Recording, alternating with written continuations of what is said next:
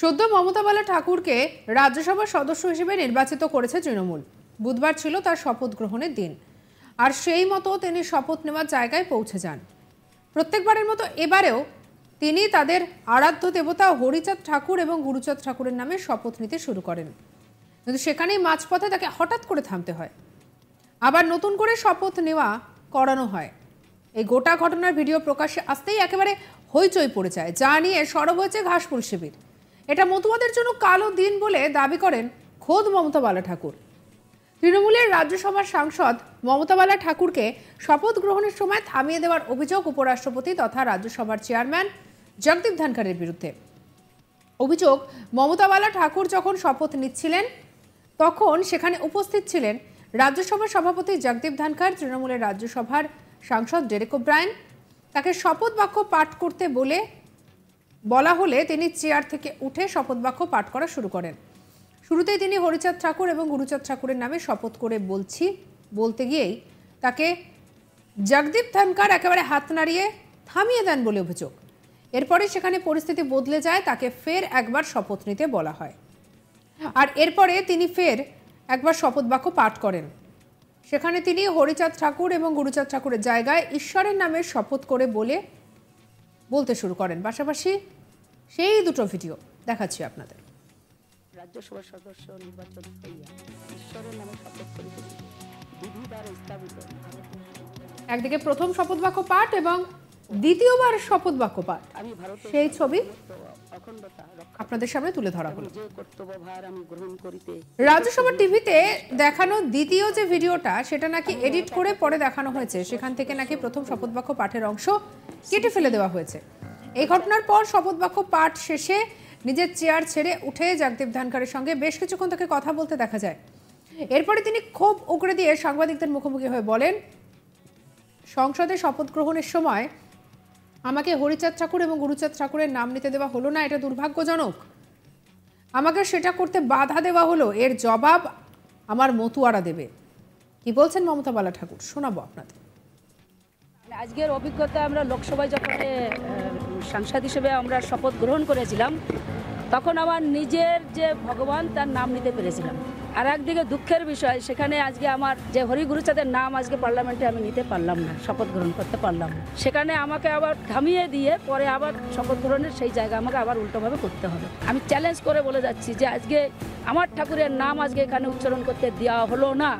ভারতের স্বরাষ্ট্রমন্ত্রী আর প্রধানমন্ত্রী আমি বলে যাচ্ছি যে এ জবাব আমার মতুয়ারা আপনাদের দেবে। এবার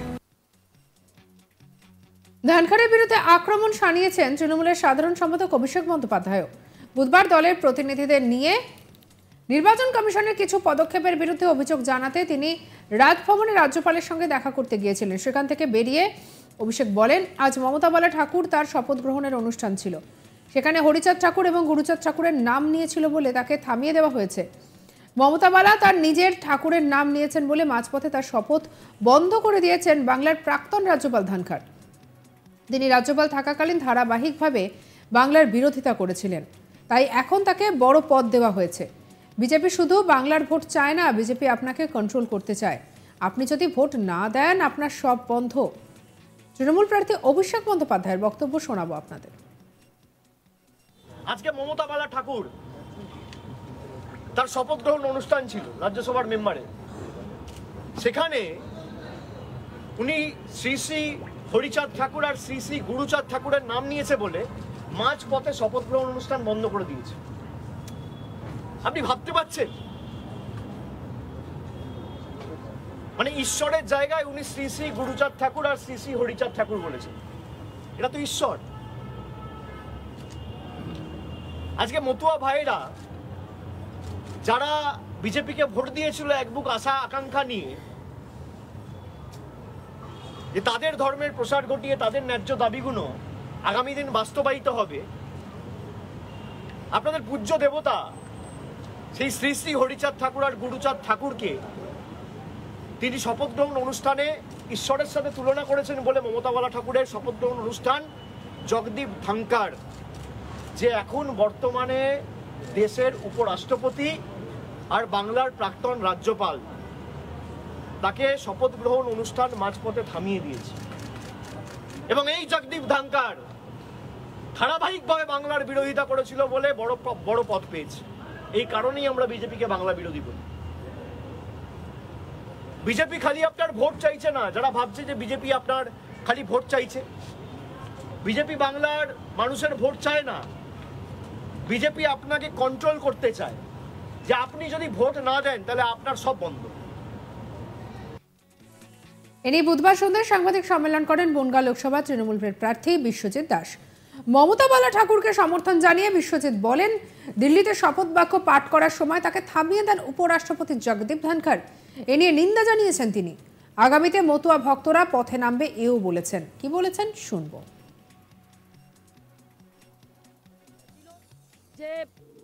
আজকে রাজ্যসভার সাংসদ আমাদের মতুয়া সমাজের প্রতিনিধি মমতা বালা ঠাকুরের শপথ গ্রহণ ছিল। সেই শপথ গ্রহণের সময় আমাদের ভগবান হরিচাঁদ ঠাকুর, গুরুচাঁদ ঠাকুর, তিনি সেই নাম নিয়েই শপথ বাক্য পাঠ করেন। এই শপথ বাক্য পাঠ করবার সময় আজকের উপরাষ্ট্রপতি ছিলেন, বিগত দিনে বাংলার রাজ্যপাল ছিলেন ধনখড় সাহেব, তিনি শপথ গ্রহণ অনুষ্ঠান বন্ধ করে দিলেন, বললেন এই নাম নেওয়া যাবে না। আজকে আমাদের কাছে অত্যন্ত একটা কালো দিন হিসাবে চিহ্নিত হয়ে থাকছে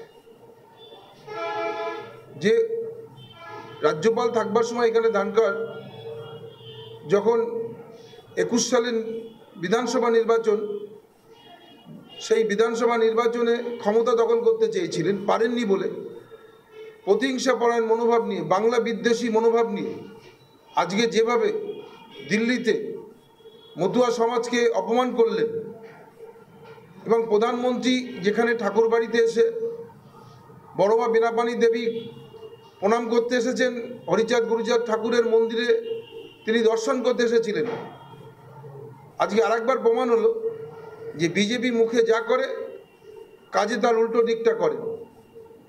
আজকে শান্তনু ঠাকুরকে ব্যবহার করে মতুয়া সমাজকে শেষ করবার চক্রান্ত এবং মতুয়াদের পিছিয়ে বর্গের মানুষদের তারা অচ্ছুত মনে করেন এবং হরিচাঁদ গুরুচাঁদ ঠাকুরকে তারা যে অচ্ছুত হিসাবে আজকে সংসদ ভবনে প্রমাণ করে দিলেন।